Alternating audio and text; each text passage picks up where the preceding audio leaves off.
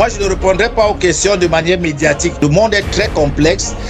Il n'y a personne qui a totalement tort, il n'y a personne qui a totalement raison. La politique est un levier de décision, d'orientation stratégique. Le regard que tu portes sur la diaspora. La diaspora est un levier stratégique, aussi bien pour les pays d'accueil que pour les pays d'origine.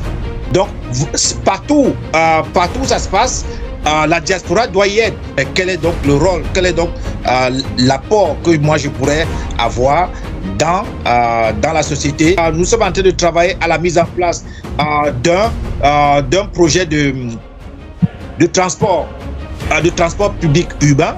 Aujourd'hui, c'est de ça que je vous disais, 152 millions de dollars. On attend simplement les autorisations.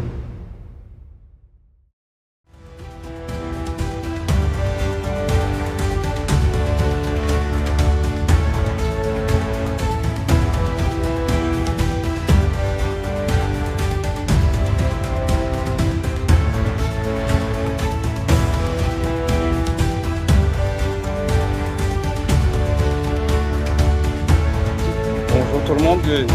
Aujourd'hui, pour notre premier numéro du Talk, nous avons l'honneur d'accueillir M. Gilbert Ndépé, qui est un leader diasporique, un bâtisseur de ponts. Bonjour M. Gilbert. Bonjour Stéphane et merci pour ton invitation, notamment honoré d'être le premier invité de ce concept de Talk dédié effectivement à votre cabinet de conseil. Merci beaucoup, Gilbert. Gilbert Ndépé, c'est un entrepreneur engagé, un acteur structurant de la coopération économique entre l'Europe, l'Afrique et voire l'Asie. C'est une figure reconnue du leadership diasporique, le président exécutif du CCDIAM, Chambre de coopération économique de la diaspora du monde. Il œuvre à renforcer les ponts économiques, culturels et institutionnels entre les diasporas africaines, les territoires français, les écosystèmes d'innovation internationaux. Il est également CEO de You Insurance Consulting by Hexagon Courtage, où il exerce comme intermédiaire en assurance et en opération de banque. Il accompagne particuliers, entrepreneurs et PME dans leurs besoins en assurance vie, assurance auto, assurance santé, assurance habitation, multirisque professionnel, responsabilité civile professionnelle, RMC, assurance animale, ainsi que le rachat de crédit et les financements. Son approche hybride, mêlant expertise technique, pédagogie et proximité territoriale, fait de lui l'un des acteurs recherchés dans la région parisienne. Installé en Île-de-France et profondément attaché à la ville de Garges-les-Gonesse, il s'investit également dans la vie publique locale. Il exerce des responsabilités au sein de l'organisation politique du Val d'Oise et pilote la stratégie d'une équipe de campagne dans le cadre des élections municipales de mars 2026 en France. Cet engagement territorial met en lumière ses compétences en organisation, mobilisation citoyenne et pilotage stratégique. Originaire du Cameroun, il revendique un parcours marqué par la résilience, la mobilité sociale et la volonté de créer des opportunités pour les entreprises issues des diasporas. Son engagement se situe à la croisée de trois univers, l'économie, l'entrepreneuriat et la politique. À travers ses responsabilités, il défend une vision, celle d'une diaspora actrice de son destin, capable de contribuer à la transformation économique des territoires, aussi bien français et européens que des pays africains et asiatiques. On passe concrètement à l'interview sur plusieurs rubriques. La première rubrique sera l'héritage et l'ancrage. La seconde sera l'énergie. Qu'est-ce qui te permet de garder l'énergie et l'équilibre? Le troisième point, ce sera au niveau de la diaspora, économie et coopération. Et ensuite, on passera au quatrième point qui est le bilan et l'impact. Quel bilan tu as et quel impact tu as eu sur ton écosystème? Ensuite, on parlera du diagnostic et de la vision de la diaspora pour 2030. On se projettera sur l'avenir avant de revenir sur ton engagement territorial et de leadership. Et on terminera enfin par l'activité professionnelle et la valeur ajoutée que tu apportes concrètement avant de terminer par la transmission et la prospective, l'héritage et l'ancrage. Comme on a vu, tu viens du Cameroun et tu t'es installé en France. Immédiatement, tu as un impact réel et concret parce que par ailleurs, tu es conseiller municipal. Qu'est-ce qui t'a fait penser que tu pouvais impacter la société et d'avoir le courage d'oser, de faire de l'entrepreneuriat, de la solidarité, d'impacter ton écosystème? Qu'est-ce qui t'a drivé dans ça? Merci beaucoup Stéphane pour cette première question qui fait très effectivement donc au ressort qui sont les miens et qui sont censés selon toi driver mon engagement dans la société, driver mon engagement dans la collectivité et driver mon engagement dans l'entrepreneuriat. C'est tout simplement que cette énergie part du principe que voilà, quand on est un citoyen, quand je parle de citoyen, c'est du monde ou peu importe, c'est qu'on a des responsabilités au-delà des droits que l'on peut avoir, on a des responsabilités à l'égard de la collectivité. Donc, je pars de ce principe-là en me disant quel est donc le rôle, quel est donc l'apport que moi je pourrais avoir dans la société qui m'accueille, dans la société où je me déploie. Et c'est donc partant de ce devoir de responsabilité que j'ai eu très jeune la possibilité et l'envie de pouvoir donc me déployer dans l'engagement associatif et ensuite dans l'engagement politique qui est souvent le levier de décision et qui transite naturellement par ce qu'on appelle l'entrepreneuriat. Donc, voilà en quelque sorte ce qui guide mon ressort, mon engagement, ce qui fait que je pense que je suis capable. Et ce dont je suis capable, j'ai la certitude que d'autres en sont également capables. Donc, ce n'est pas une chasse gardée, ce n'est pas quelque chose qui est réservé à quelques initiés. Il suffit que chacun d'entre nous se pose cette question introspective. Que puis-je faire pour l'environnement dans lequel j'évolue? Et dès que l'on se pose cette question, on a la possibilité naturellement de trouver sa voie, de trouver son canevas qui lui permet effectivement d'être utile pour la communauté ou la collectivité. On note là vraiment un élan de service, un élan de drainer des personnes, de leur faire d'avoir confiance et de servir les autres. Pourquoi la ville de Gage-les-Gonesse et pourquoi la région parisienne? On s'est connus, j'ai eu la chance de te rencontrer, j'étais résident de Gage-les-Gonesse, une ville que j'ai beaucoup aimée, mais pourquoi? Quel est l'attachement? Qu'est-ce qui fait que tu as décidé de t'attacher à la région parisienne et particulièrement à la ville de Gage-les-Gonesse? Cette question me conduit à dire pourquoi j'ai choisi la France. Pourquoi j'ai choisi la France, c'est à peu près la même raison pour laquelle je choisis Paris. C'est pour ça que j'ai choisi ma commune qui est donc Gage-les-Gonesse. C'est la même raison en fait. C'est que je suis quelqu'un d'attachant à la base.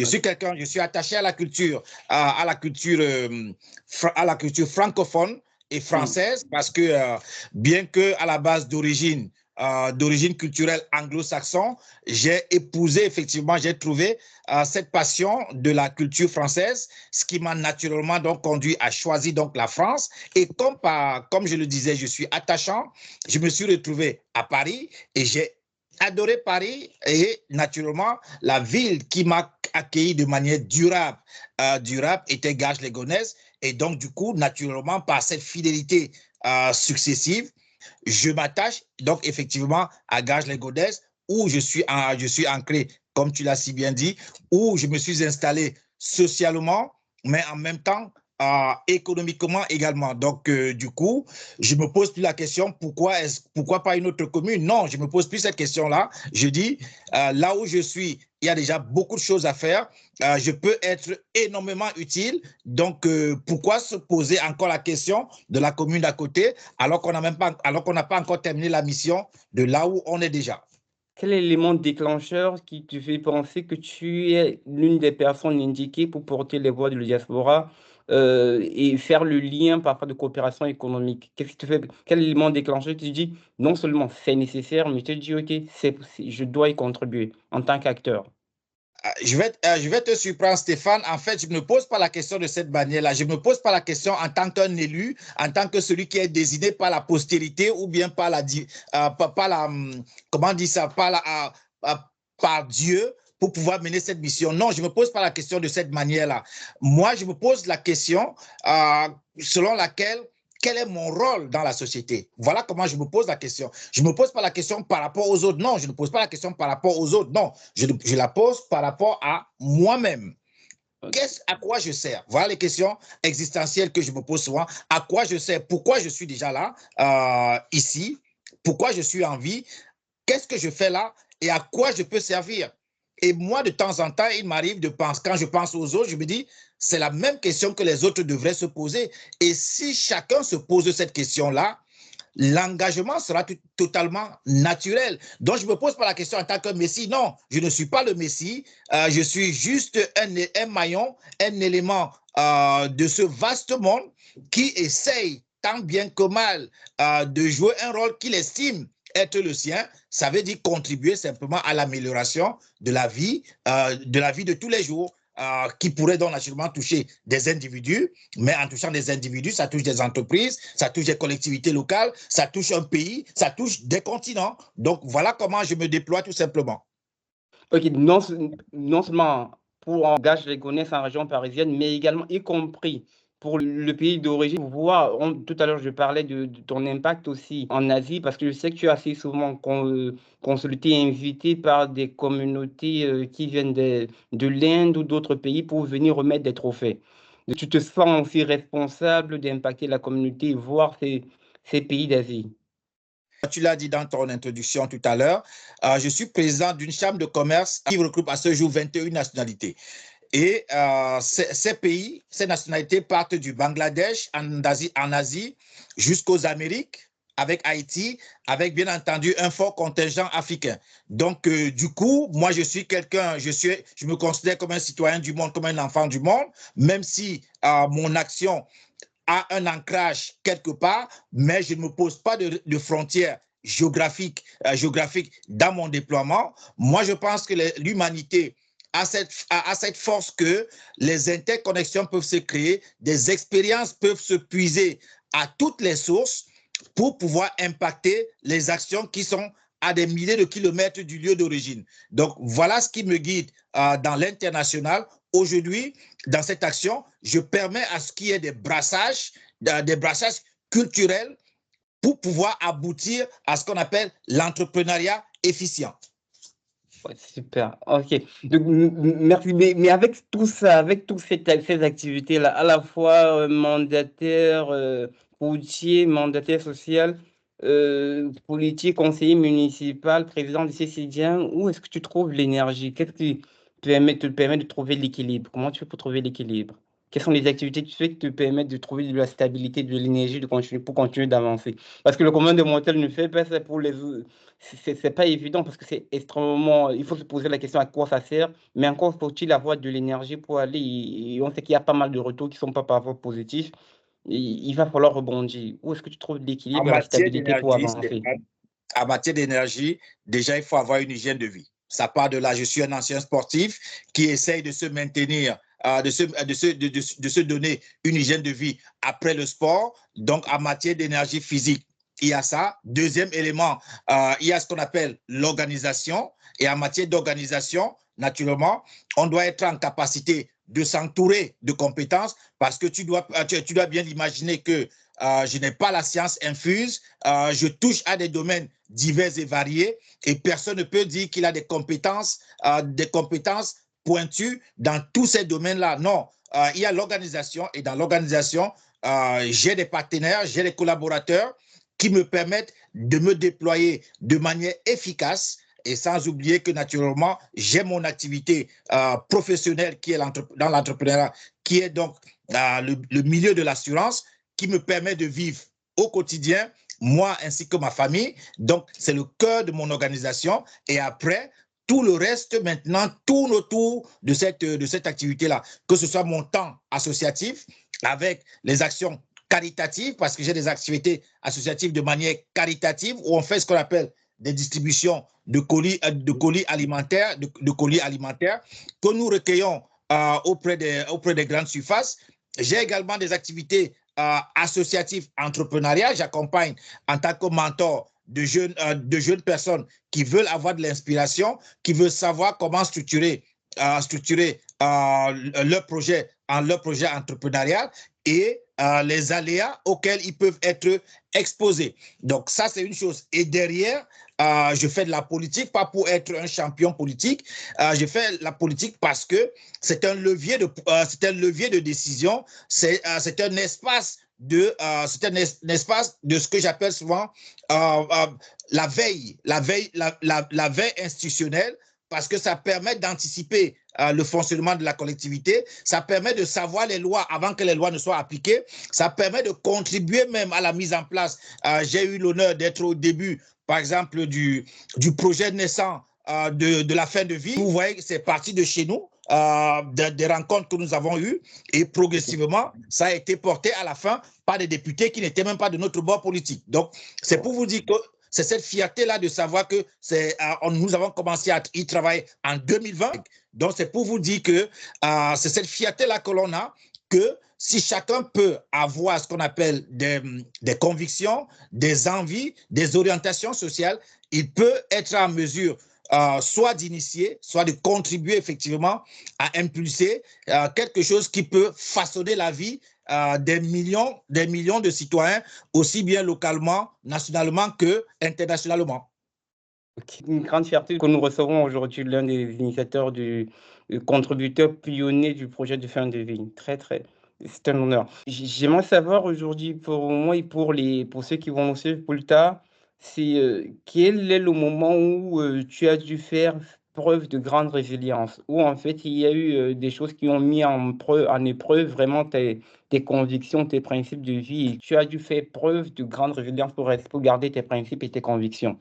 Est-ce que tu peux partager avec nous un des moments? Alors, la résilience, c'est pour des personnes qui veulent contribuer à la collectivité, c'est tous les jours. C'est totalement tous les jours. Vos convictions sont tous les jours heurtées face par la réalité. Et dans ce domaine, moi, je dirais c'est quasiment tous les jours où on a envie d'abandonner certains sujets, où on a même envie de tout abandonner parce que ça touche nos convictions. Moi, j'ai été résilié, viré du Parti socialiste parce que je défendais mes convictions. Vous voyez un peu. Donc, j'ai été exclu du parti en 2014 parce que les valeurs auxquelles moi je croyais n'étaient pas respectées. Alors moi j'ai fait le choix d'aller contre ce que l'establishment souhaitait. Et la conséquence c'est quoi? C'est pas celui qui avait raison qui a eu gain de cause, mais c'est lui qui avait raison qu'on a exclu. Vous voyez un peu, face à des personnes, face à un establishment qui défend un profil presque corrompu, pour ne pas dire corrompu, et parce qu'il avait une haute personnalité, il avait un grand aura, on a préféré défendre ce baron que de m'accompagner dans mes convictions. J'ai été exclu. Oui, aujourd'hui, si vous allez dans les archives, on vous dira, ben oui, c'est parce que j'ai fait scission, j'ai désobéi, j'ai fait une autre liste, mais j'ai fait cette liste parce que en interne, on refusait d'écouter qu'il y a des valeurs auxquelles ce parti devait être astreint, mais que ce parti n'a pas voulu écouter. Et donc, du coup, moi, j'ai été obligé donc, mais je l'ai fait. Aller contre mon parti, c'était à contre-cœur. Est-ce qu'il y a des regrets par rapport à cette décision-là, ou est-ce qu'il y a des regrets, est-ce qu'il y a une volonté de continuer d'avancer face à cette décision-là qui a mis en épreuve la conviction? Face à cette décision, la suite de l'histoire m'a donné raison, puisque quand je discutais à cette époque-là avec le plus haut responsable départemental qui est aujourd'hui sénateur, qui voulait absolument me garder, il me dit « Gilbert, je veux te garder, je te préfère à l'intérieur qu'à l'extérieur ». Et que je lui disais que je ne peux pas rester à l'intérieur, c'est ce que le parti vit. Donc moi, je n'ai pas de regret. Qu'est-ce qui est passé? Je lui avais fait la promesse que si vous ne respectez pas cette vision objective de la vie politique, ce qui se passera, c'est que le parti perdra des personnes, des toutes petites personnes comme nous. Et qu'est-ce qui s'est passé? Tout le monde connaît l'histoire du Parti socialiste après. Donc, progressivement, il y a eu des défections. Donc, en fait, sur ce sujet précisément, je n'ai aucun regret puisque je sais que j'avais raison. Je sais que j'ai raison. Donc, du coup, jusqu'à aujourd'hui, j'ai pu payer parce que j'aurais pu réaliser d'autres choses. Mais ce que j'aurais pu perdre en valeur, je pense que je l'ai préservé. Ok, merci beaucoup. Maintenant, on va faire un focus sur la diaspora africaine. Là, c'est vrai que nous sommes en France et j'ai fait les chiffres et il disait que lui est actualisé, mais je sais que de 2000 à 2013, la France a multiplié par 2 ses investissements en Afrique. Mais en réalité, dans le même temps, elle a perdu par 2 ses parts de marché. Ça, c'est un rapport de l'ancien directeur général de l'Agence française de développement, Jean-Michel Severino, qui le dit. Quelle leçon, quel est le regard que tu portes sur la diaspora? C'est des questions d'influence de la diaspora africaine qui est présente sur le territoire français, mais aussi après, avant de répondre à la question de la coopération France-Afrique, peut-être Europe-Afrique. Mais Dia, qu'est-ce que tu penses de la diaspora sur leur engagement, leurs résultats et l'influence qu'ils pourraient faire? Déjà, dans un premier temps, la diaspora africaine présente en France. Stéphane, la diaspora, je vais te donner d'abord une information capitale, c'est que la diaspora est un levier stratégique aussi bien pour les pays d'accueil que pour les pays d'origine. Okay. Donc, la diaspora est un levier stratégique sur tous ses composants, sur le plan culturel, sur le plan sportif, sur le plan économique, sur le plan géopolitique et sur le plan politique. Malheureusement, nous déplorons dans certains espaces, notamment dans l'espace public, dans l'espace français, que ce levier n'est pas suffisamment activé, n'a pas souvent été sollicité, comme cela se doit. Pareil de l'autre côté, dans le sud, il y a une forme de défiance même à l'égard de la diaspora. Ce qui fait qu'on se retrouve avec des compétences et des intelligences qui ne sont pas sollicités au service des espaces géographiques où ces ressources-là se trouvent. Donc, voilà l'idée que moi je me fais. J'ai eu l'honneur d'être invité à l'Assemblée nationale en 2016, mois de mai 2016. Invité, c'est vrai que c'est moi qui l'avais sollicité, cette rencontre-là, parce que je m'inquiétais de ce qui arriverait des relations Afrique-France. Je m'inquiétais déjà à cette époque-là parce que j'ai la chance de rencontrer les décideurs, les jeunes décideurs comme toi et moi qui viennent du Sud, qui sont formés aussi bien en France, aux États-Unis, au Japon. Et je partageais déjà avec eux leur état d'esprit vis-à-vis de leur pays même, où ils sont aujourd'hui cadres, ils sont cadres décideurs, et vis-à-vis de la France, qui est souvent le pays métropole. Et moi, j'avais sollicité cette rencontre-là à l'Assemblée nationale et les députés me les avaient accordés pour une audition et je les avais alertés en leur disant très bientôt, la France va connaître une situation compliquée dans ses relations avec l'Afrique. Nous étions en 2016. Et l'histoire, aujourd'hui, je n'ai plus besoin de raconter l'histoire, ce qui est arrivé avec le Mali, avec la Guinée, avec le Burkina Faso, et tout ce qui se passe maintenant comme ce qu'on appelle les vagues de soulèvement contre la politique française, parce qu'il faut bien préciser, parce que souvent les médias en Occident essaient de faire ce qu'on appelle des mélanges de genres, sans dire réellement ce qu'il y en est. Il y a ce qu'on appelle la défiance à l'idée, à l'égard de ce qu'on appelle, à tort ou à raison, la politique française en direction de ces pays, de ces anciens colonisés, qui n'a rien à voir avec ce qu'on appelle le sentiment anti-français. Le gros mot, la grosse expression que l'on a sortie, il n'y a aucun sentiment anti-français en Afrique.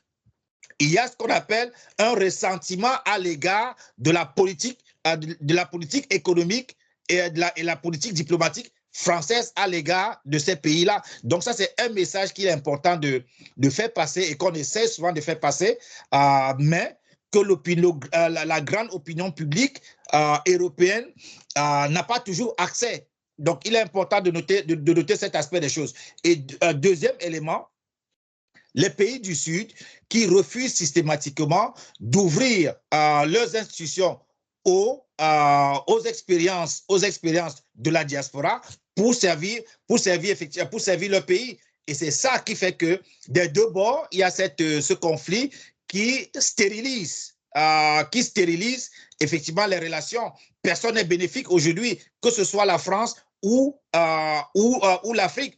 Aujourd'hui, la France continue de mettre beaucoup de ressources avec très peu, comme les chiffres le demandent, très peu de retour en ce moment. Pareil, les Africains qui ont la possibilité de s'inspirer de la science, de la science française, se rebutent parce qu'ils disent ils vont l'utiliser contre nous. Donc, du coup, les deux parties ne tirent pas profit de la proximité culturelle qui est la leur. Je vois que tu veux protéger les membres les populations diasporiques, que ce soit africaines d'ailleurs, notamment, parce que là, on a fait un focus sur l'Afrique, la diaspora africaine présente sur le territoire français.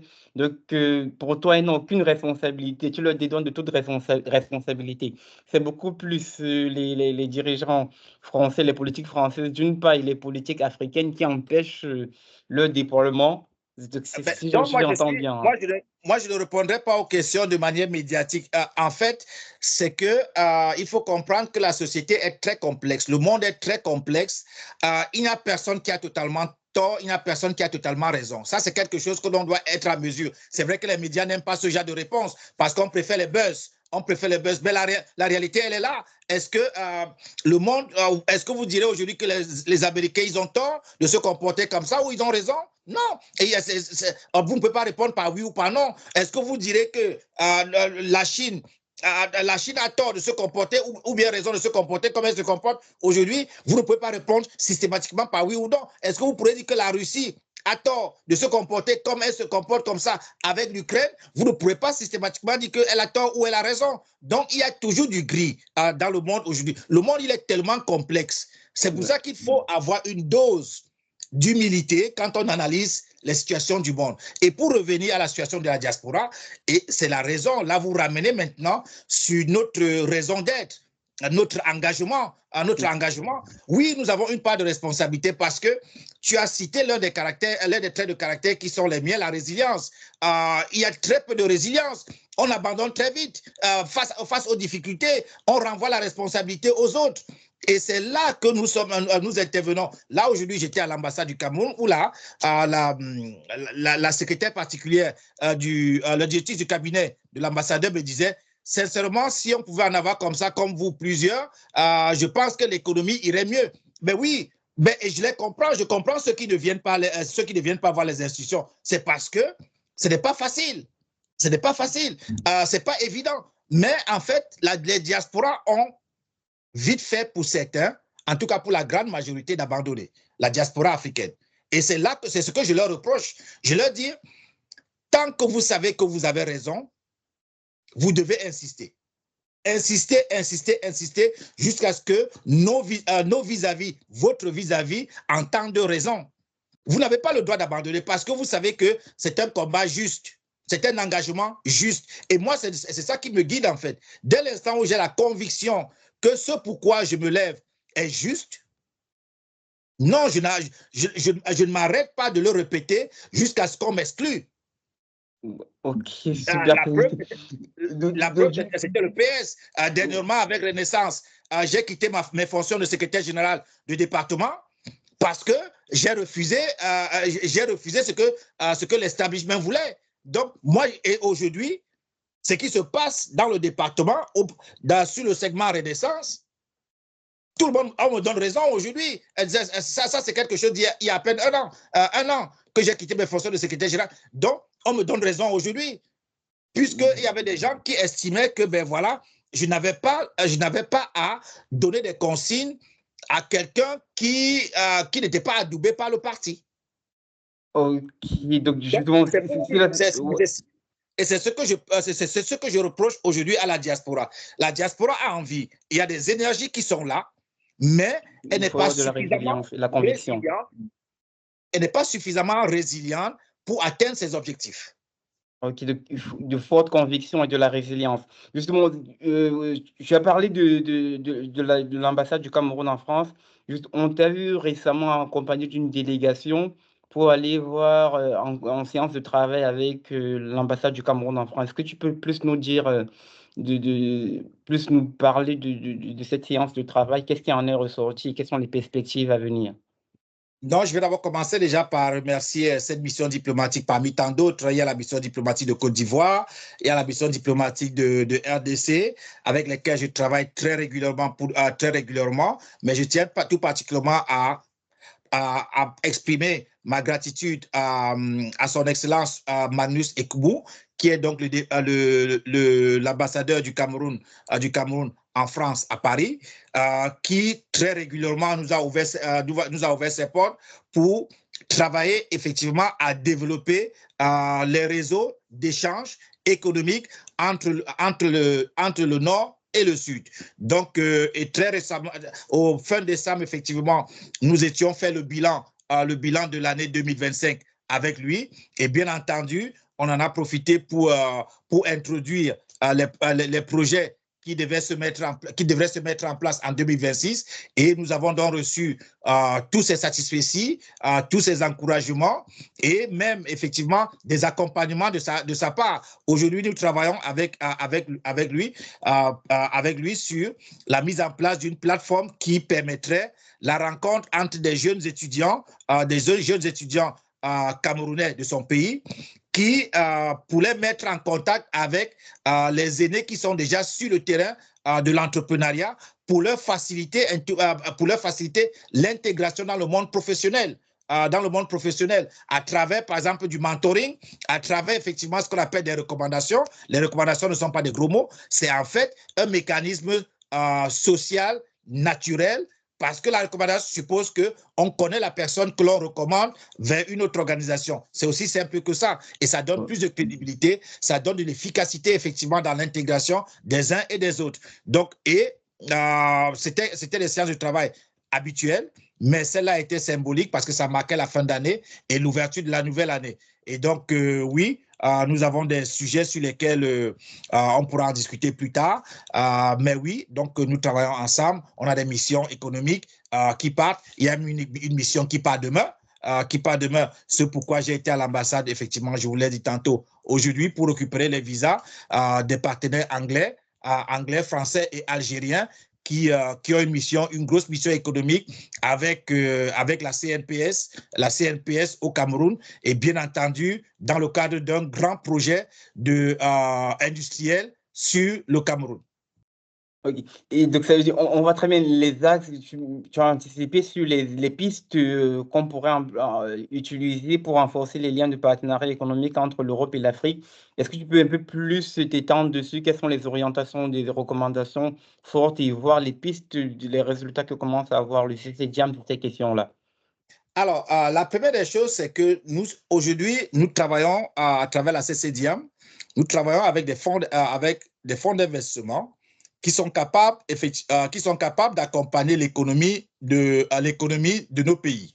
Et quand je parle, c'est de manière structurelle et de manière massive. C'est-à-dire, quels sont les tickets que les fonds d'investissement pourraient mettre sur la table et quels sont peut-être les critères qu'ils exigent? Ah bon, sur ce plan-là, c'est assez précis, c'est que nous soutenons tous les projets de production et nous excluons tout ce qui est activité marchande.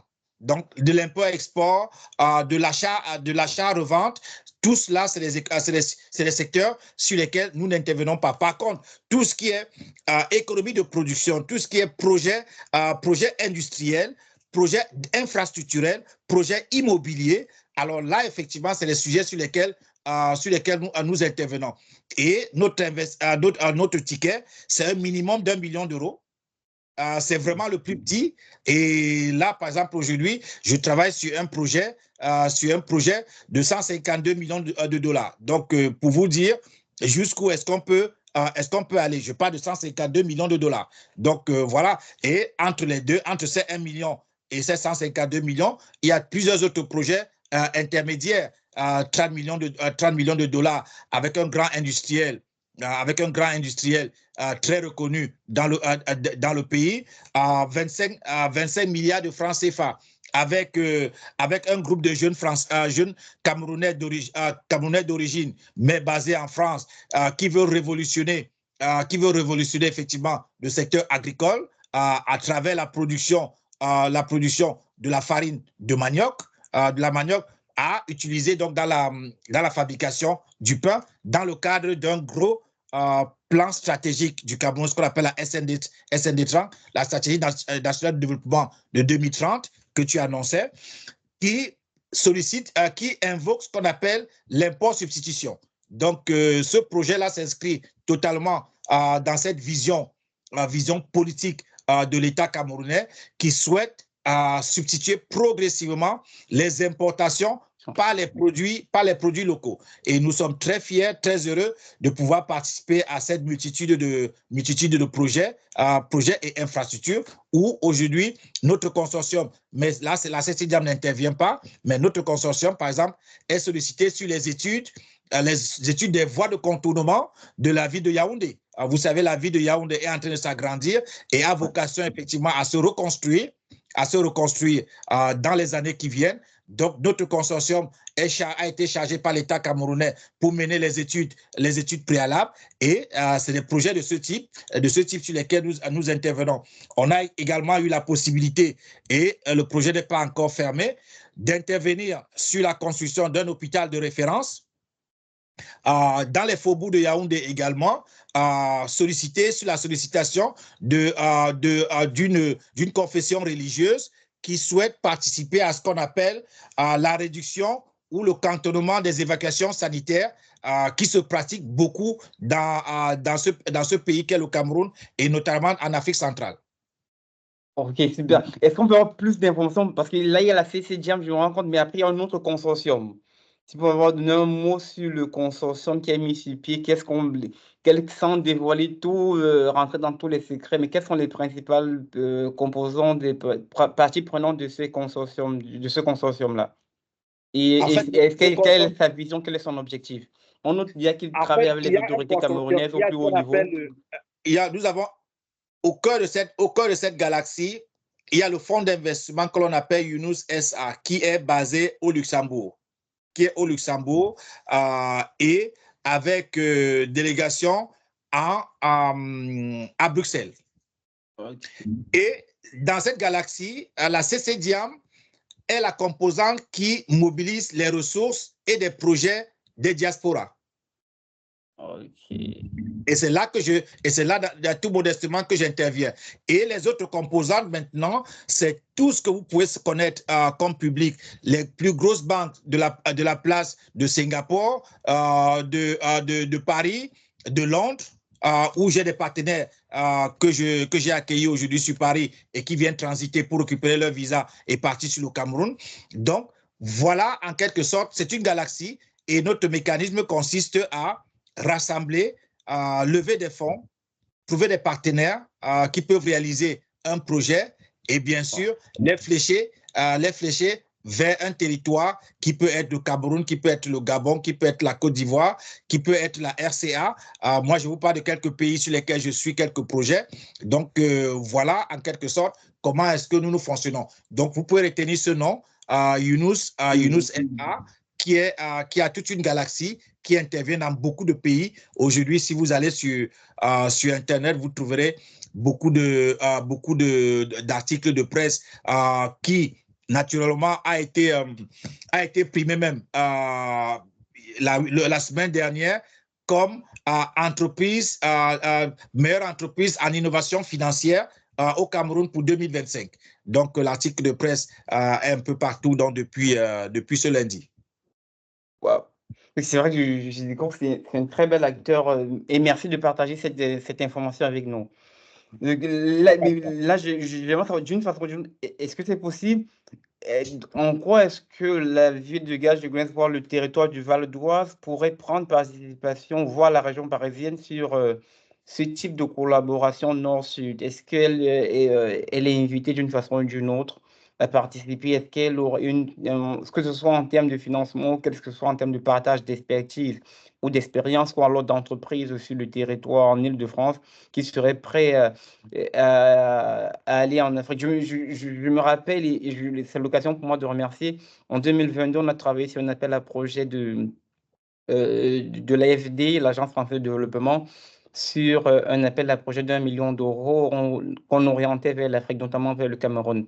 Et avec, je tiens encore à remercier, merci beaucoup Gilbert, avec ton soutien, on a décroché l'appui de la mairie de Bonneuil en France. Mais sauf qu'il y a certaines entreprises qu'on a contactées et qui nous ont dit qu'aller à l'international ne faisait pas partie de leur stratégie. Est-ce que d'une façon ou d'une autre, est-ce que c'est possible que des entreprises françaises puissent vous contribuer dans cet élan-là? Par exemple, le projet du contournement de la ville de Yaoundé. Permettez-moi de vous indiquer quelque peu le cadre dans lequel s'inscrit le Stéphane Batte Talk, qui est issu du Stéphane Batte Office, qui est un cabinet conseil.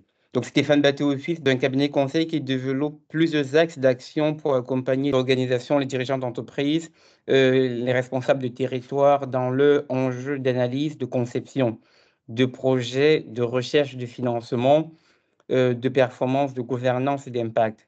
Dans cette dynamique, le Stéphane Batte Talk constitue l'un des axes éditoriaux majeurs du Office. Ce format vise à améliorer le climat des affaires, inspirer les décideurs et les jeunes générations et à encourager l'engagement, la résilience et l'audace à travers des échanges authentiques avec des personnalités publiques, privées, issues de la société civile.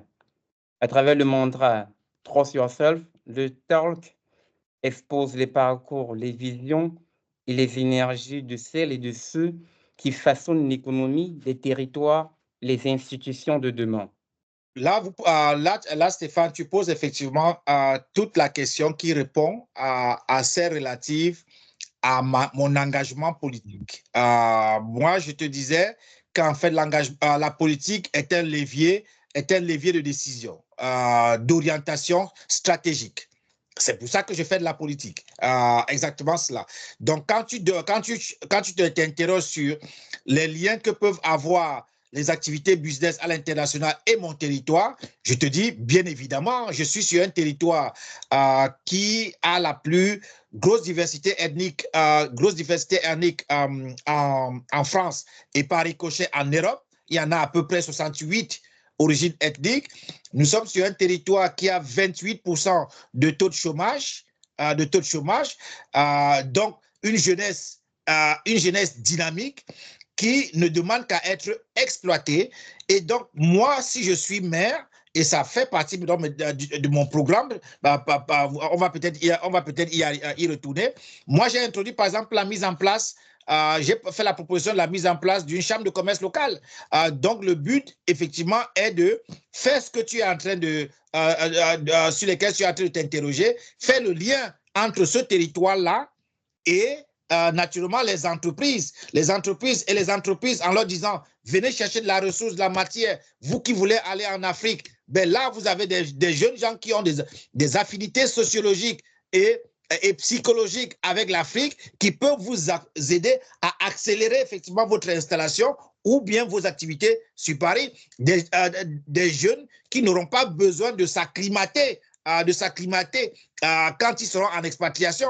Et c'est ça qui est ce qu'on appelle un gain de productivité dans une entreprise. Et c'est quelque chose qu'on devrait être en mesure d'apprécier, d'évaluer ce gain. Et c'est ce que la France n'exploite pas jusqu'aujourd'hui. Parce que quand vous y amenez quelqu'un dans un espace géographique auquel il est totalement étranger, vous convenez avec moi, quelle que sa force de caractère, il a besoin d'un temps d'adaptation. Et ce temps d'adaptation est une perte en productivité dans une organisation. Alors là, notre aspiration dans ce territoire-ci, c'est de dire, ben voilà, oui, nous, on a des personnes ici qui peuvent permettre à des grosses entreprises françaises et européennes de gagner en productivité en venant solliciter effectivement leur participation à leur effort de développement à l'international. Ok, c'est bien dit. Et on voit très bien, on comprend bien le lien de votre engagement. On voit que il y a bien un fil conducteur. Et dans ce sens, si en ce moment, on a cité déjà les avancées du CCDIAM, la mobilisation des partenaires internationaux comme Younous, des fonds, le contournement de la ville, mais au sein du CCDIAM, d'une part, en termes, s'il y a un autre résultat à vanter, s'il y a d'autres réalisations que tu devrais vanter, Oui, ça serait quoi, nous faire connaître et d'une part, quelle serait une mais le réalisation ou que résultat tu le plus voudrais marquant, approfondir du ouais, le CCDIAM résultat le plus comme track marquant, record? déjà, le résultat le plus marquant, c'est la mise en place d'un rendez-vous biannuel incontournable qui est la World Diaspora Business Summit, donc WDBS, qui se fait donc tous les 2 ans. C'est la rencontre des diasporas entreprenantes. Ça, c'est donc le premier résultat qui fait que la CCDIAM soit connue sur tous les continents. C'est à travers cet événement-là. Donc, et à côté de ça, nous avons ce qu'on appelle des résultats vraiment économiques.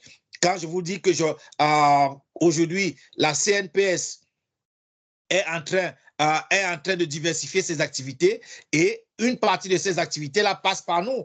C'est la mission qui se construit aujourd'hui où la CNPS a fait une prise de participation à travers nous, fait une prise de participation au sein de Younous, pour la diversification de ces investissements parce que c'est l'un des maillons faibles de la protection sociale et de la sécurité sociale en Afrique parce que les fonds collectés ne sont pas posés sur des supports qui permettent de rentabiliser et de consolider effectivement les ressources qui sont collectées. Et la CNPS aujourd'hui est dans cette voie-là et nous sommes heureux de pouvoir contribuer très efficacement là-dessus. Autre résultat, je vous ai dit, nous sommes en train de travailler à la mise en place d'un projet de transport public urbain. Aujourd'hui, c'est de ça que je vous disais, 152 millions de dollars. On attend simplement les autorisations et les accords institutionnels. Ça, c'est un résultat probant. C'est-à-dire que le tour de table est déjà fait, les financements sont déjà là, les partenaires opérationnels existent déjà. 152 millions de dollars, c'est beaucoup de milliards en francs CFA. Donc, pour le lancement de ce projet sur Yaoundé, nous attendons simplement l'accord de Yaoundé pour le déployer. Ça, c'est des résultats concrets qui attendent la décision des autorités. Donc, on ne peut que être fier en quelques années de pouvoir porter ou être à la tête des dynamiques de ce type. Moi, je ne vous parlerai pas des projets individuels. Là, je vous ai cité quelques projets institutionnels, mais à côté de ça... On reviendra un peu sur une illustration de quelques projets individuels. Donc, pour revenir sur le sommet qui est organisé par la CCDIAM, est-ce que donc, ça veut dire qu'il y a des résultats probants, mais est-ce qu'on a la prochaine date? Si on fait, comment pour s'inscrire? Est-ce qu'on a un horizon sur le prochain événement du sommet organisé par le CCDIAM? Ce sujet-là, si tu le permets, moi, je vais laisser effectivement que les communicants de l'organisation se chargent de communiquer là-dessus parce qu'il y a des travaux en cours qui sont en train de se dérouler et je préfère ne pas préempter effectivement les experts de la communication du fruit de leur travail qui sont en train de mener aujourd'hui. Avec la prise de participation de la CNPS, ça veut dire, c'est quoi? Au Cameroun, on s'achemine petit à petit à une sorte de retraite par capitalisation de plus en plus, et avec des fonds d'investissement, avec des fonds de pension qui pourraient financer des fonds d'investissement. Donc, en réalité, ce n'est pas spécialement de la capitalisation comme on l'entend communément. C'est que la CNPS est dans une première optique de sécurisation de ses collectes. Okay. Et la sécurisation de ces collectes passe par ce qu'on appelle la diversification des placements en assurance. Parce qu'on ne peut pas en permanence avoir ce qu'on appelle des comptes bancaires pleins et qui ne produisent pas grand-chose. Donc, à côté, aujourd'hui, le but, c'est de diversifier pour sécuriser, d'une part, et deuxième niveau maintenant, faire fructifier ces collègues-là pour pouvoir permettre à la CNPS d'avoir des leviers d'investissement aussi qui, naturellement, vont toujours concourir à plus d'optimisation de l'utilisation des des primes collectées. Donc, la CNPS agit un peu comme un fonds de pension. C'est ça, exactement. C'est à peu près ça, effectivement. Ok. Maintenant, le bilan de quelques entrepreneurs, est-ce qu'il y a des entrepreneurs qui se sont illustrés au niveau de la CCGM qu'il conviendrait peut-être de lister, ou peut-être en gardant l'anonymat, quelques illustrations qui feront en sorte que d'autres personnes qui issues de la diaspora pourraient peut-être s'intéresser à être membres de la CCGM. Est-ce qu'on a des illustrations Autant j'ai la facilité à parler des projets institutionnels parce que impulsés souvent par nous, autant nous avons des chartes de confidentialité qui nous lient par rapport aux projets privés. Donc, oui, on peut avoir des séances de travail où, avec la presse, on pourra discuter avec l'accord, effectivement, des différents porteurs de projets, mais je ne pourrais pas prendre l'initiative de citer, je vous ai cité quelques-uns, leur secteur d'activité, sur quoi est-ce qu'ils font, mais de manière nominative, je ne me permettrai pas, du fait des clauses de confidentialité que nous avons signées dans le cadre de nos collaborations. Mais je peux rassurer que si les personnes qui sont susceptibles de porter des projets se rapprochent de nous, nous avons un site internet, à CCDiam, vous nous contactez là-dessus, vous avez des numéros de téléphone aussi, et vous vous rapprochez de nos services, et on sera à mesure d'évaluer votre projet et vous dire comment faire pour l'accompagner. Donc, et dans ce sens, nous avons donc un réseau d'expertise en matière d'expertise comptable, en matière de juridique, en matière de fiscalité, en matière aussi de, bien sûr, j'ai parlé de juridique, du conseil, mais aussi en matière de pilotage de projet, en communication, dont nous avons toutes les compétences nécessaires pour valider ou transformer votre idée en projet.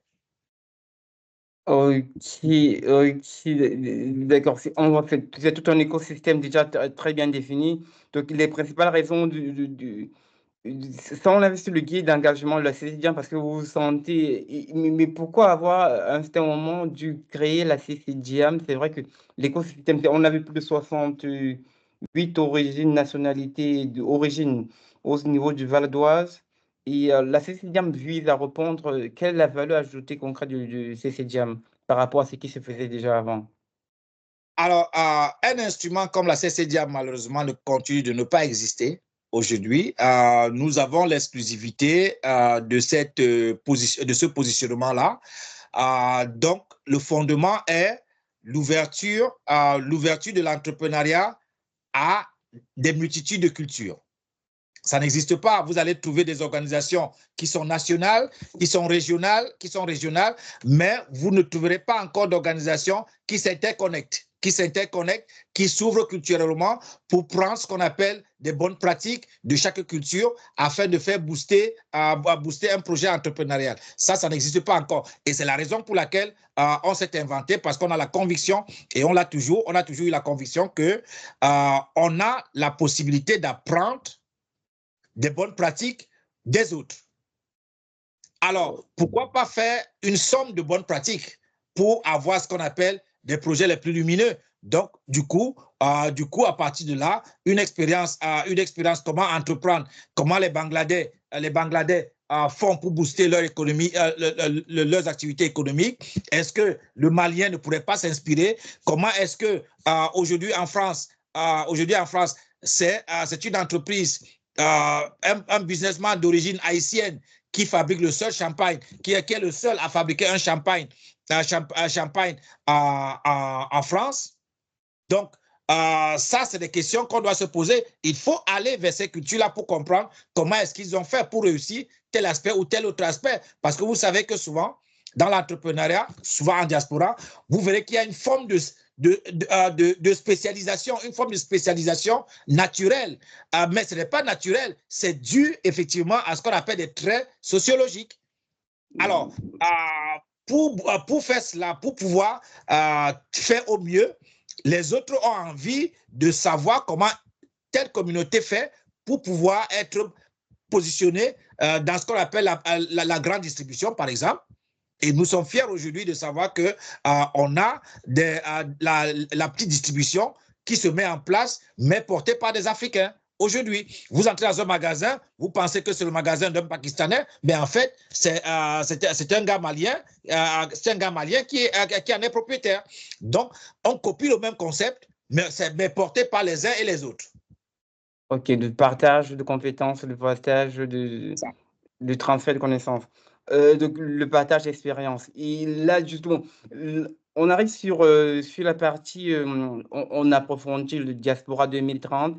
En ce moment, il y a la mise en œuvre du CSRD, le Corporate Sustainability Reporting Directive. Comment vous pensez est-ce que la CCDM a un regard sur l'ambition économique, mais avec impact social et responsabilité environnementale? Est-ce que la CCDM s'intéresse aux notions de durabilité et d'impact social? Et ça, c'est exactement ce que nous faisons aujourd'hui dans les projets que nous accompagnons. Le volet sociétal et environnemental est très fort dans nos critères de sélection et d'accompagnement. Et nous sommes d'ailleurs en discussion totalement pour externaliser ce partenariat-là avec une autre organisation. Donc, c'est totalement sa vocation. Mais pour l'instant, nous avons cela comme critère parce que nous ne souhaitons pas que les pays d'origine deviennent ou restent des dépotoirs sociaux ou des dépotoirs technologiques. Donc, on y introduit ce qu'on appelle les bonnes pratiques de conditions de vie au travail, le bien-être au travail. On a un regard là-dessus. Ça veut dire qu'on a un regard sur, pour valider un projet, de savoir quelle est la durée, la durée quotidienne et hebdomadaire du travail. Et pour ça, nous cherchons à valider effectivement que la charge de travail qui est prévue est en adéquation avec, dans le business plan, le nombre de personnes qualifiées pour pouvoir exécuter ce travail. Ce sont ces critères-là qui déterminent aujourd'hui notre accompagnement. Aujourd'hui, on insiste, là, et c'est l'un des projets d'innovation que moi, je compte mettre d'ici quelques années, parce que ce qui parle de ce qu'on appelle les cellules de veille. Les cellules de veille en milieu d'entreprise qui n'existe pas. C'est quelque chose, c'est une innovation qui est même encore très neuve ici en France. J'ai eu l'honneur de concevoir et de diriger une formation ce début d'année sous contrat avec l'hôpital d'Arpajon et du Sud parisien, où j'ai formé des cadres de ces deux hôpitaux, sur effectivement dans la mise en place d'une cellule de veille des conditions de travail en milieu professionnel, pour anticiper et lutter contre tout ce qui est harcèlement, tout ce qui est discrimination et tout ce qui est donc agression en milieu professionnel. Et donc ça, c'est des mécanismes que progressivement nous allons intégrer dans la démarche CCDM aussi, pour étoffer, pour que l'Afrique, pour ceux qui sont en Afrique, bénéficient de ces avancées-là, qui n'aient pas besoin d'attendre un siècle pour avoir les standards d'ici, mais qu'ils fassent ce qu'on appelle les bons sociaux pour rattraper le mécanisme qui se met en place progressivement dans le monde. Ok, super. Donc là, vraiment, c'est l'objectif 8 du développement durable, la qualité du travail décent, un travail décent. Donc ça veut dire qu'au CCDM, on prend vraiment ça à cœur. C'est pas une question de rentabilité financière et point final, mais c'est vraiment la qualité du personnel, des personnes qui y travaillent. Et y compris l'impact. Je vais peut-être vous contrarier. Il y a un discours, il y a une école qui a pensé qu'en fait, le bien-être au travail était dissociable de la rentabilité. Nous, à la CCDM, nous pensons que cette école s'est trompée pendant plusieurs siècles. En fait, le collaborateur le plus à l'aise est celui qui produit le plus.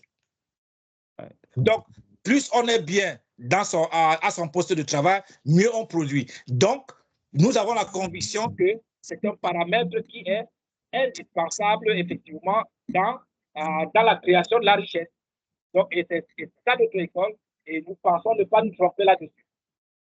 Ok, super. Mais avec une si belle vision, avec cette vision que le CGM pense, quelle est votre méthode pour transformer votre vision en actions concrètes et mesurables et être sûr et certain que vous allez en bonne voie? Qu'est-ce que vous avez? Vous avez parlé tout à l'heure du comité stratégique de la CCDM, le comité de pilotage, mais comment concrètement vous, personnellement, qu'est-ce que vous faites et si oui, il y avait des recommandations à donner en tant que vous, président de CCDM, mais aussi des conseils à faire. Qu'est-ce que CCDM fait et vous, particulièrement, qui êtes président de cette organisation? Alors, sur cet aspect, la CCDM est une jeune organisation qui est là depuis, qui a commencé à voir le jour en 2016.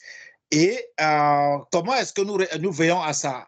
Comme je te l'ai dit, nous veillons à l'intégrer dans les critères de sélection des projets que nous accompagnons. Ça, c'est la première des choses. Donc, quand un projet est financé ou est accompagné sur la base de certains critères, il est évident que c'est des critères qui vont, ne serait-ce que être en implémentation à la phase de lancement. À la phase de lancement du projet. C'est sur ces critères-là que l'entreprise ou le projet se mettra en place. Et moi, je pense que la question que vous aurez pu poser, c'est celle de savoir comment veiller à ce que dans la durée, ces valeurs-là puissent perdurer.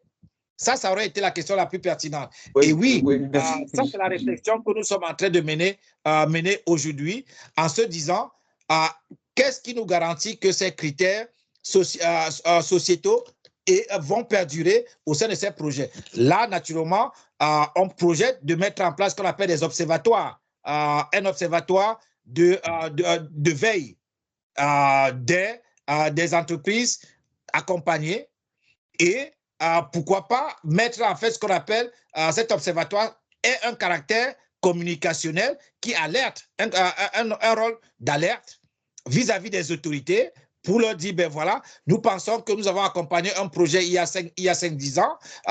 Nous pensons que ce projet est en train de dévier de ses fondements initiaux.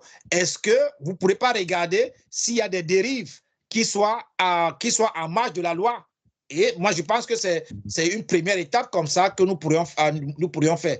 Et vous, comme vous le savez, les entreprises aujourd'hui ont des images à défendre.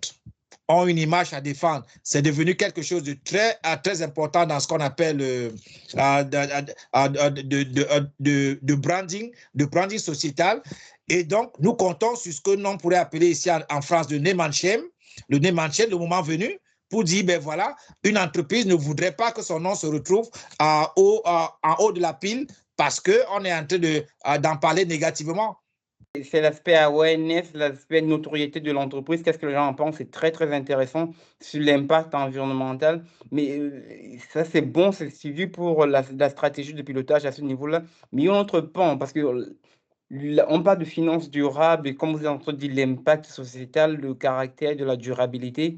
Mais en fait, comment vous garantissez la création de valeur? Est-ce qu'il y a de façon beaucoup plus précise, comment vous essayez de garantir, il y a le critère de la sélection des projets, mais comment vous vous assurez que la valeur va être créée dans les projets que vous financez ou que vous accompagnez? Déjà, on ne se substitue pas au porteur de projet. Ça, c'est la première des choses. Parce que ce serait les infantiliser, déjà pour commencer. C'est les entrepreneurs, d'abord. Et deuxième étage, c'est que notre accompagnement est un levier. Et pour protéger ce levier-là, qu'est-ce que nous faisons? Nous entourons effectivement l'analyse de ces projets-là par des experts. Nous avons, par exemple, en Afrique centrale, un partenariat avec le cabinet Moore, qui est de Londres, qui a sa représentation en Afrique centrale, et au Cameroun précisément, avec lesquels nous travaillons. Je pense que le cabinet Moore n'a rien à envier à Boston Consulting, n'a rien à envier à toutes les autres agences, d'autres cabinets de conseil qui existent. Donc, nous travaillons déjà avec eux. C'est des experts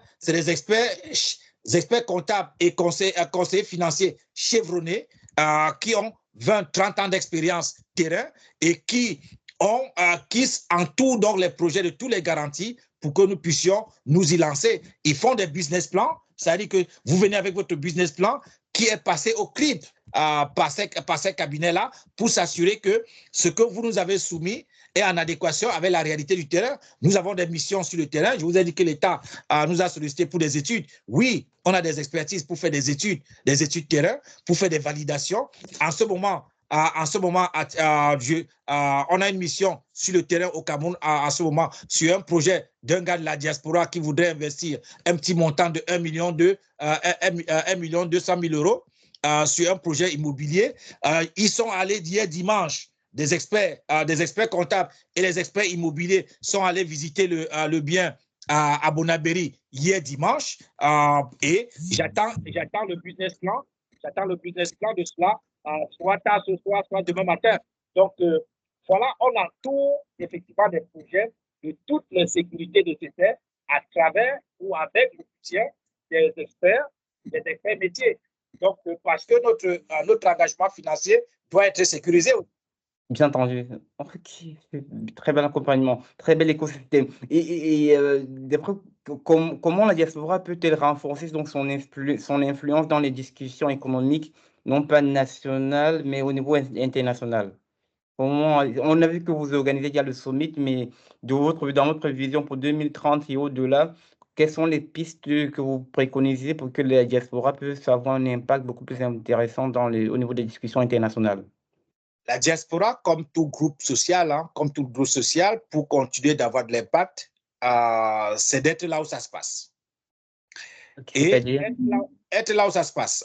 Et là où ça se passe, ça peut être partout. Ça peut être local, ça peut être national, ça peut être international. Ça peut être dans un colloque, ça peut être dans un regroupement d'alumni, ça peut être dans une école, ça peut être dans une université. Donc, partout où ça se passe, la diaspora doit y être si elle veut que sa voix soit entendue. Et pour notre part, à la CCDIAM, c'est pour ça qu'on s'est associé avec, avec l'Union européenne. Avec l'Union européenne, l'agence de l'Union européenne chargée des migrations, nous avons un partenariat avec eux. Nous, avec la CCDIAM, on travaille avec Business France. Business France qui accompagne les grosses entreprises françaises à l'international. Nous travaillons avec eux pour l'inclusion des diasporas dans cette politique internationale économique de la France. Ça, c'est ce que nous faisons.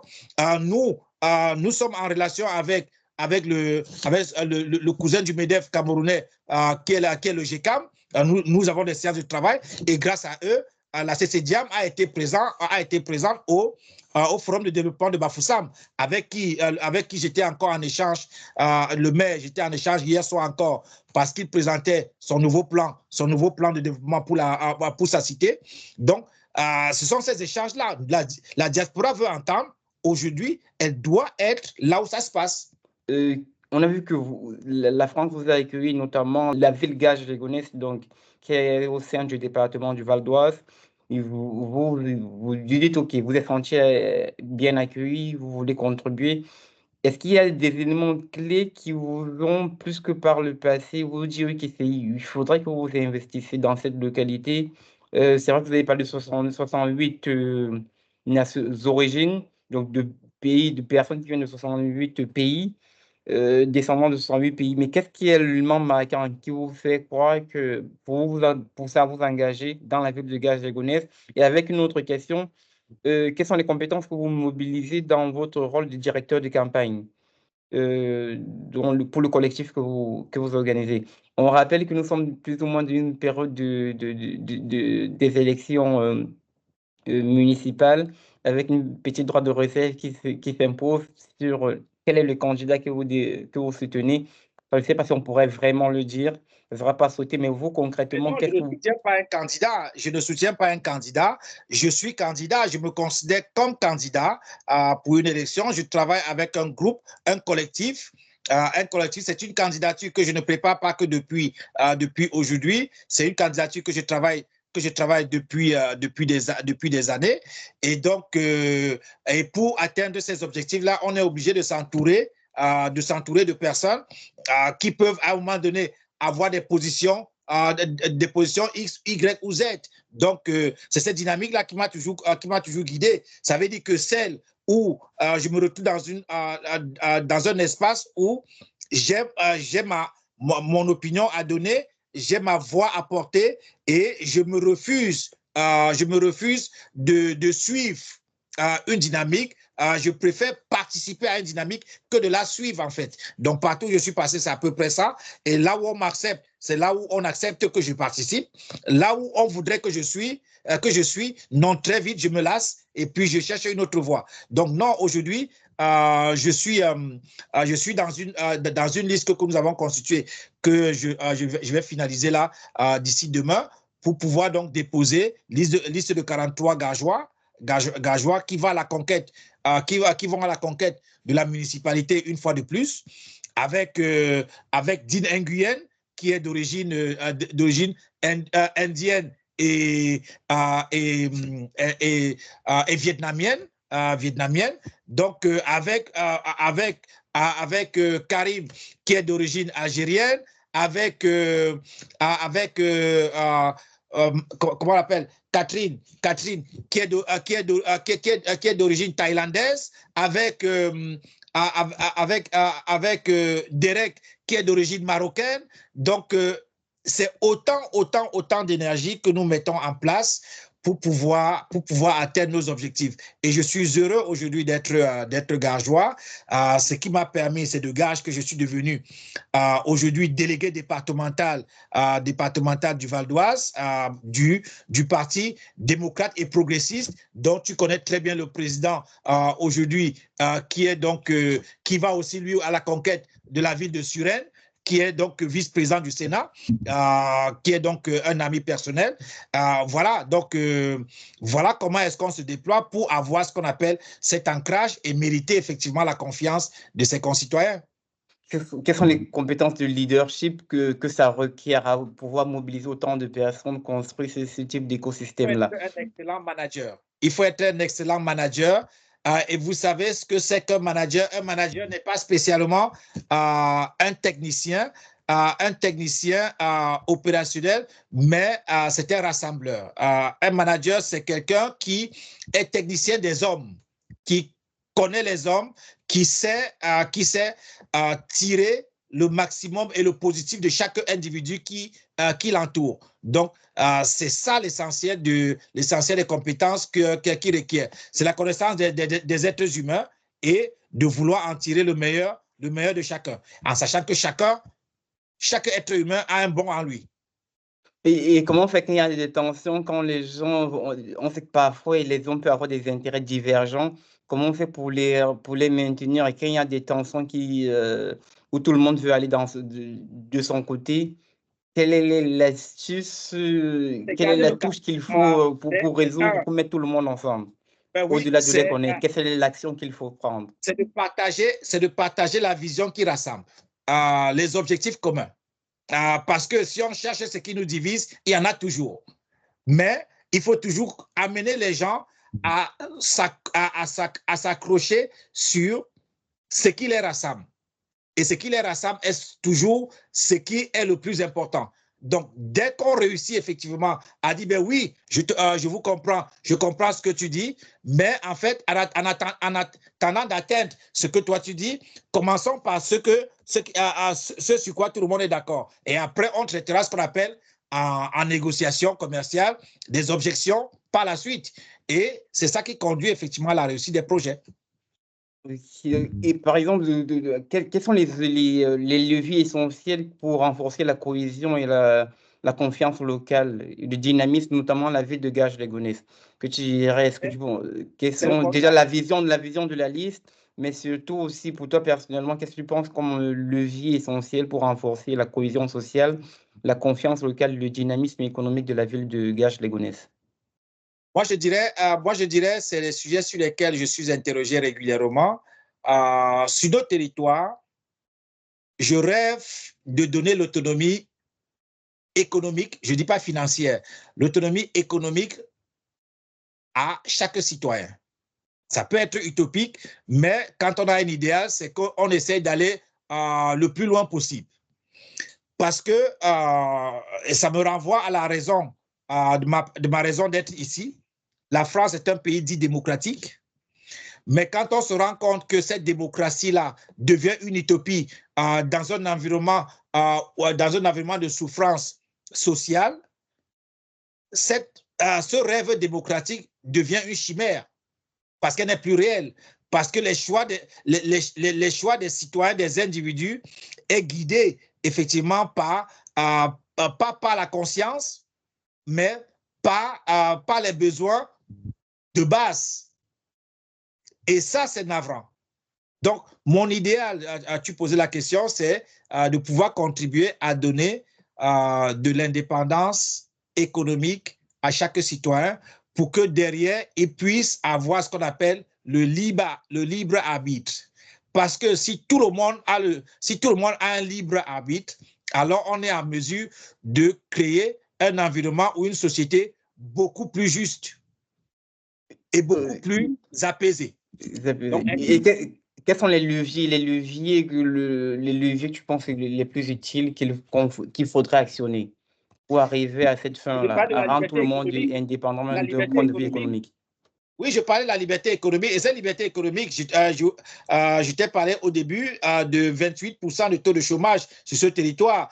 Il suffit simplement de mettre en place des mécanismes qui permettent à chacun de pouvoir trouver un emploi décent pour y arriver. Localement, dans mon programme, je propose la mise en place d'une chambre de commerce locale.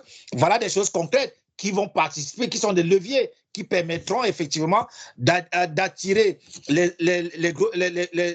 entreprises d'une part et les recruteurs et les chômeurs d'autre part pour les mettre ensemble afin de pouvoir construire un bien-être économique pour chaque partie, en fait. Ça, c'est les leviers tout à fait concrets. Mais en attendant, vous direz, qu'est-ce que je fais? Je fais ce que c'est que la CCDIAM, c'est qu'aujourd'hui, je reçois des projets qu'on essaie d'accompagner. J'accompagne des jeunes en tant que mentor. Ça, on n'a pas besoin d'être maire pour le faire, pour le faire aujourd'hui.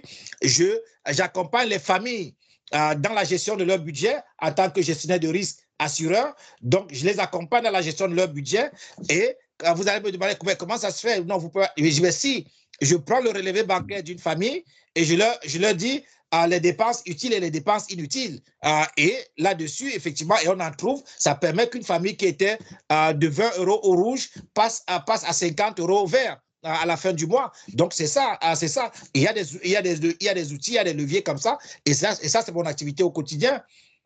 Oui, ça permet de faire le lien entre l'activité au quotidien qui est donc le fait que vous soyez acting CEO et mandataire en assurance et opération des banques. Quelle est la vision que vous avez de l'accompagnement du client dans un secteur souvent perçu comme autant complexe? Alors, la clé dans ce domaine, et c'est un message que je souhaite porter à l'attention de ceux qui vont nous écouter ou ceux qui nous écoutent, c'est de dire qu'il est important de se laisser guider ou porter par des professionnels. Ça, c'est la première des choses. Parce que notre vie, on peut peut-être ne pas l'imaginer, mais est une entreprise complexe qui a besoin régulièrement du regard d'un expert, comme un véhicule qui roule et qui doit régulièrement passer au contrôle technique. C'est aussi simple que ça. Parce que quand on est déjà un objet économique et on doit être en capacité de se projeter sur les 50, 60, 80 ans de notre vie sur Terre. Et ça, c'est le rôle que nous, assureurs, nous sommes gestionnaires du risque personnel. Même dans l'entreprise, c'est du risque personnel, puis c'est les entrepreneurs qui portent les entreprises. Donc, et là-dedans, on a le risque du quotidien, on a le risque patrimonial, on a le risque entrepreneurial, et on a ce qu'on appelle les garanties des accidents de la vie. On doit être en mesure d'intégrer ce paramètre-là si on veut exister dans cet espace économique de manière beaucoup plus efficace. Il faut nous consulter et c'est pour ça que moi par exemple, je propose des consultations patrimoniales. Quand j'ai un client, j'essaie de faire ce qu'on appelle son bilan patrimonial pour pouvoir optimiser effectivement ses dépenses en gestion de risque. Okay. En lui proposant de meilleures garanties ou en lui permettant effectivement de diminuer ses dépenses en assurance en lui proposant derrière des garanties dont il a effectivement besoin. Et ça, c'est ce que, par exemple, la diaspora ne connaît pas. Et je fais quelques petites conférences là-dessus régulièrement quand on m'invite. C'est les diasporas doivent apprendre à faire de la prévoyance. Ouais. Les diasporas, notamment africaines, ont une faiblesse, malgré le fait qu'on y retrouve des grands experts en finance et en économie. Quand vous les interrogez maintenant individuellement parlant, vous êtes étonné de la faiblesse de leur structure en prévoyance.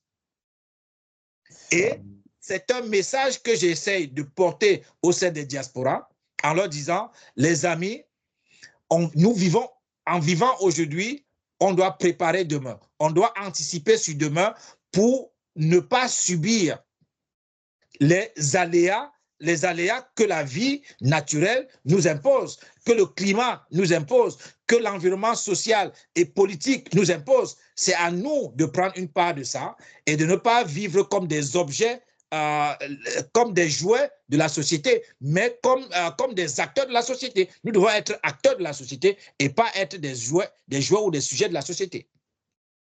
Ok, et dans cette catégorie, ça c'est une réalité. C'est vrai qu'on trouve beaucoup de membres de la diaspora qui ont des compétences assez importantes, notamment en finance.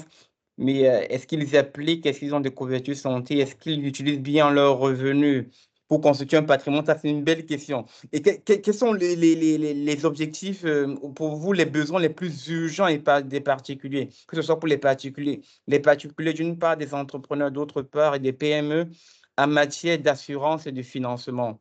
Est-ce que... Alors, moi, je vais parler typiquement des diasporas, plus précisément des diasporas, parce que dans ton propos liminaire, tu as cité un certain nombre de produits que je propose. C'est des produits conventionnels, auxquels qui sont quasiment obligatoires. Assurance auto, c'est obligatoire. Assurance habitation, c'est obligatoire. L'assurance santé, c'est obligatoire. Dès l'instant où on sort de l'obligatoire, on ne trouve plus de diaspora.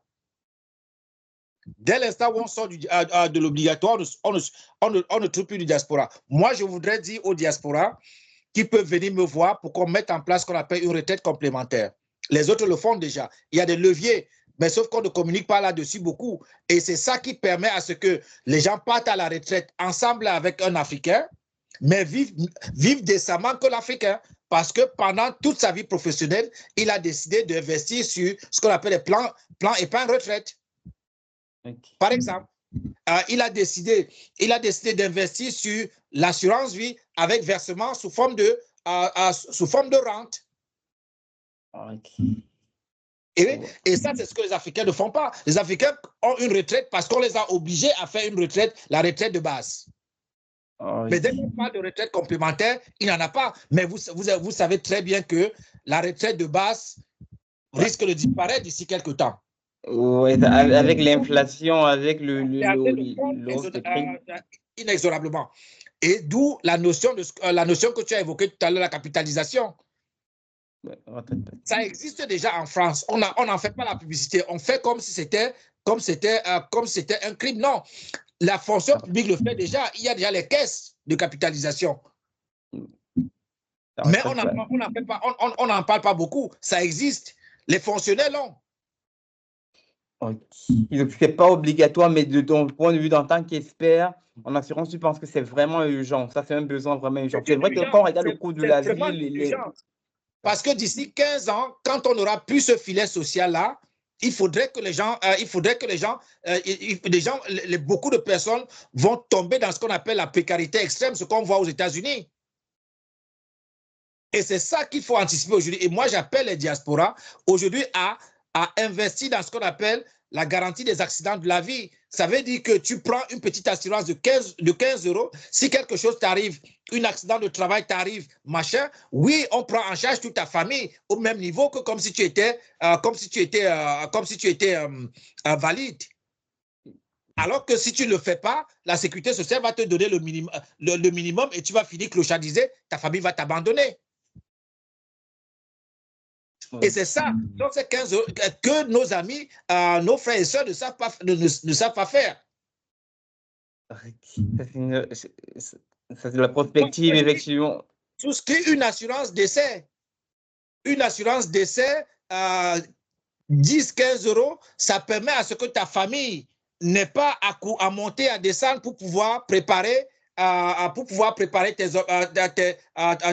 passer ton décès. Tu peux décider qu'à mon décès, ma famille a un capital pour que les enfants puissent finir les études.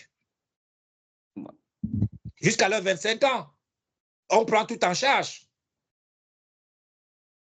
Oui, voilà ce qui permet aux autres communautés de vivre mieux que nous. C'est pas parce qu'ils travaillent mieux, c'est pas parce qu'ils travaillent plus que nous, non. Est-ce que tu me parlais un peu de la question sur la question du financement? Comment est-ce qu'on peut voire même toucher un SMIC et avoir un bien immobilier? Ça serait possible pour un membre de la diaspora, quelqu'un qui est peut-être ouvrier, voire cadre simple et se constitue un patrimoine immobilier. C'est un volet de mes conférences. Comment optimiser, quels sont les leviers de l'entrepreneuriat et des compléments de revenus. Oui, on peut être de la diaspora et avoir un patrimoine immobilier. Il suffit de s'y prendre rapidement tôt. Il suffit de s'entourer. Parce que le problème de la diaspora aussi, c'est que chacun croit être capable de tout connaître. On a cette faiblesse d'investir sur la connaissance ou de payer la connaissance. On hésite. On a des consultants, on a des experts, on a des fiscalistes. Allez les voir. Venez nous voir, nous les gestionnaires de risque et des responsables de financement. On vous dira exactement comment s'y prendre. Comment acheter deux biens immobiliers au même moment. Se faire financer deux biens immobiliers simultanément. Là, tu parles en tant qu'expert, mais tu parles en tant que personne qui a déjà réalisé, je suis témoin ayant réalisé des opérations, en tant qu'acteur ayant réalisé ce type d'opération. Ben oui, moi j'aime parler, c'est pour ça qu'avant d'être assureur conseil, j'étais gestionnaire. Moi, j'aime d'abord connaître ce que je propose à mes vis-à-vis. Donc, c'est de cette manière-là. Venez nous voir.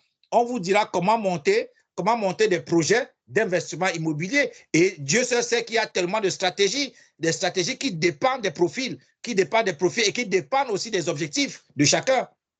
Parce que nous deux, on peut investir dans l'immobilier, mais pourtant, pour l'un, ça marche, pour l'autre, ça devient une catastrophe. Okay. Quelle est la différence, au niveau de différenciation et valeur ajoutée? Qu'est-ce qui te distingue dans ton approche de celle des acteurs traditionnels? Comment tu crées de la confiance et tu crées de la proximité avec ton métier? Que ce soit, là on reste, que ce soit dans le cadre diasporique, mais aussi dans le cadre, parce que tu as pris le temps d'appuyer, tu t'intéresses à la diaspora, mais également à la population locale, la population française, la population du Gage, Légonesse, du Val d'Oise, de l'Île-de-France.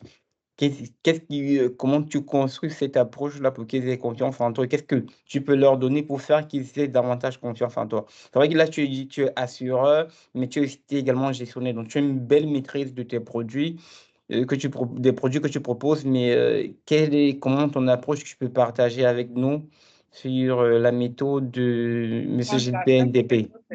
En fait, ce n'est même pas scientifique. C'est que je suis moi. En fait, je suis moi. Ça veut dire qu'on l'accepte ou on l'accepte ou on l'accepte pas. En fait, je suis moi et c'est beaucoup plus facile pour moi. Maintenant, sur le plan business, à proprement parler, c'est que j'essaie d'être au naturel. Au naturel.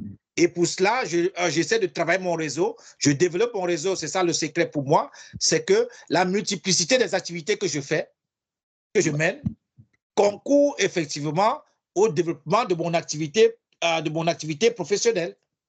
Donc, plus tu donnes, plus tu reçois en quelque sorte, en fait. Donc, le fait de donner à la communauté, voilà. tu as des retours. Je prends d'énergie. Moi, j'ai la conviction que cette énergie que je donne, c'est ça qui me renvoie effectivement du chiffre d'affaires quelque part, de manière directe ou indirecte. Je sais que je ne suis pas encore, tu n'as pas encore accepté que j'assure ton appartement, mais je suis sûr effectivement que je serai capable de te faire optimiser optimiser sur ce que tu payes. Mais tu ne crois pas, mais je suis capable de te le faire. Et quand tu te rendras compte que je peux te faire économiser 5 € par mois et que si tu ne m'avais pas rencontré, tu aurais fait ces 5 € multipliés par 300 mois, par exemple, dites-moi ce que ça fait. Ça fait 15 € fois 300 mois. Donc ça fait environ 45 000 €. Justement, j'ai une préoccupation par rapport à ça. Je crois qu'il faudrait qu'on en parle justement sur l'assurance habitation. 45 000 € est un bel apport. Pour acheter soit un appartement. C'est 45 000 €. C'est un bel apport pour lancer un projet en Afrique. Pour créer pas pour lancer un projet, pour créer une unité de production moderne en Afrique. Donc, vous voyez, et c'est ça que j'essaie de passer à la diaspora. Ça veut dire que tu te retrouves soit à acheter un nouvel appartement, soit créer une unité sans avoir changé ton mode de vie. Ouais. Tu as simplement été malin, tu t'es rapproché d'un expert qui t'a permis d'économiser. C'est un peu comme quand un médecin qui rencontre un fumeur, un tabagiste qui rencontre un fumeur qui lui dit, ben voilà, je te donne le moyen de mettre l'argent de ta cigarette toutes les semaines dans une tirelire et tu viendras me dire après 6 mois ce que ça fait. C'est le même état d'esprit que moi je propose. Je dis que je t'oblige pas. Si tu n'as pas la sensibilité business, moi je te dis, ben reste comme tu es. Permets-moi d'optimiser ton mode de vie et ta vie ne change pas. Mais quelques mois, quelques années après, tu vois qu'effectivement, ce que tu as pu lever. Et c'est ça que je demande aux diasporas, c'est ça que je demande aux Africains de pouvoir faire.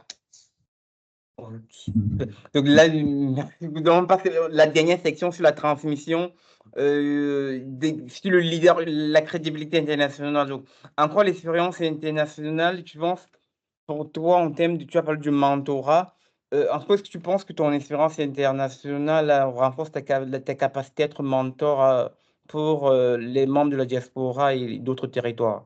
Quelle expérience, quelle expertise ou vécu que tu voudrais partager, que tu penses nécessaire qu'un jeune membre de la diaspora ou alors puisse bénéficier, ou même peut-être français, qui soit né en France et qui...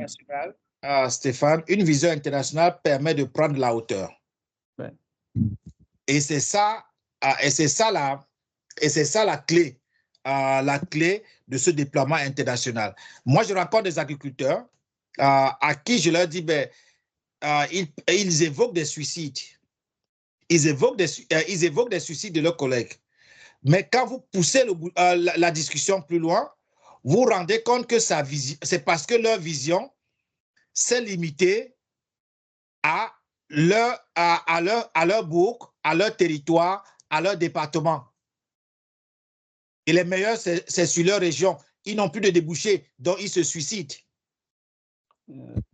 Alors qu'en fait, il suffit qu'ils voient au-dessus, ça veut dire national, et au-dessus, l'international. Ils verront qu'effectivement, les produits qu'ils ont chez eux, on en demande ailleurs. Et à ce moment-là, ils ont la possibilité de se poser la bonne question maintenant. Comment je fais pour que ce produit que je n'arrive pas à écouler ici localement puisse atteindre les populations que j'ai pu identifier à 6 000 km? Et là, la CCDIAM pourrait être aussi intéressant pour lui. Et c'est là que la CCDIAM, effectivement, met les acteurs entre eux en contact. Donc, c'est très intéressant. Je pense que c'est un secteur où on voit pas mal de personnes qui ne voient pas les débouchés. Donc, une forte incitation, y compris, ça peut être aussi une réflexion pour les autorités françaises de dire, OK, d'accord, essayer le plus possible de pousser les agriculteurs à penser au niveau international? Ben oui, c'est ce qui ne se fait pas. C'est pour ça que je vais aller au salon de l'agriculture là, effectivement, une fois de plus. C'est une démarche c'est une démarche que je mène et que les autorités ne veulent pas. Ben on a peur du Mercosur. On a peur du Mercosur, oui. Il faut plutôt dire, ben oui, le monde devient un village. Alors, comment est-ce qu'on fait pour qu'il y ait échange? C'est la question qu'on doit se poser et adapter nos territoires en fonction de ce contexte-là et ne pas penser que nos territoires resteront identiques qu'ils étaient il y a 10 siècles. Non. Oui, c'est vrai, mais là, je me pose la question sur les territoires où c'est plutôt le mental ou la façon de penser des entrepreneurs. Parce qu'on a quand même, là, on a parlé il y a 2 ans avec l'AFD qui mettait 1 million d'euros sur la table sur le projet sur lequel on travaillait. Mais il y a la BPI France qui peut donner facilement entre 30 000 euros et 5 millions d'euros pour les entreprises qui veulent aller à l'international. On a la Direction générale du Trésor. On a plusieurs dispositifs qui existent, mais est-ce que suffisamment... on a Team France et tu vois Team Europe, mais comment est-ce que concrètement avec la CCI qui pousse, comment relier comment faire en sorte que suffisamment de personnes veuillent aller à l'international? Ou alors concrètement, tu penses que les autorités devraient être beaucoup plus volontaires que ça, faire mettre des sessions de formation pour inciter les gens à aller à l'international? Non, rien Ou du tu tout. penses que les autorités ne font pas suffisamment? Ou il y a des choses à faire de part et Rien de d'autre? tout ça. Ça nous renvoie au début de notre échange. Effectivement. En fait, l'absence d'exploitation ou de confiance mis pour exploiter les diasporas de tous les côtés. Tout simplement. Okay. Moi, je peux dire aujourd'hui que il y a moyen d'écouler le lait qui déborde ici au Cameroun. Okay. Oui, il y a des moyens de déposer, de vendre l'excédent de lait qu'il y a ici au Cameroun. Il y a la possibilité aujourd'hui, il y a une crise de la tomate, des récoltes de tomates du Cameroun. Il y a possibilité que l'on mette à disposition cet excédent de tomates à la disposition des consommateurs français. Les paysans sont en train de se suicider carrément au Cameroun parce que ils sont en train d'abandonner les champs, se suicider parce que les récoltes sont là, il n'y a pas de débouché. Les prix ont été divisés par 10. Alors que cette tomate, on en a besoin ici. Donc, vous qu'on voit proche, monsieur Gilles, proche de l'ambassadeur du Cameroun en France, je ne pas proche des vice-présidents du Sénat, des institutions françaises. Comment, pourquoi il n'y a pas encore de solution?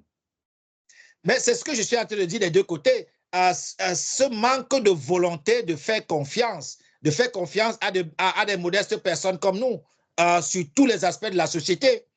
C'est de penser qu'effectivement, certains sujets sont réservés à d'autres.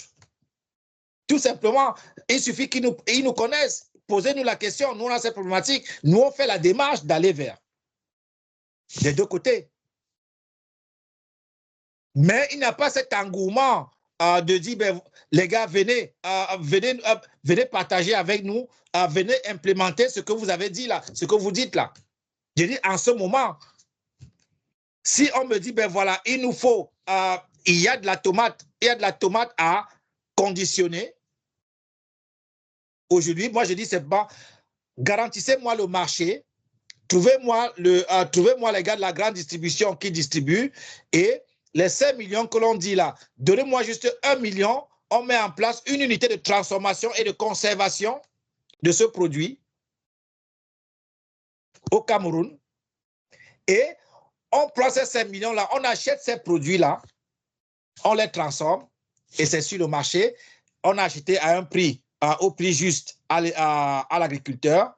Il ne se suicide pas, il continue son activité et on a mis ce produit à un prix beaucoup plus abordable en France du fait de la zone de culture avec un pouvoir, avec la main-d'œuvre moins importante. On permet à ce que le pouvoir d'achat en France soit amélioré en consommant la même tomate.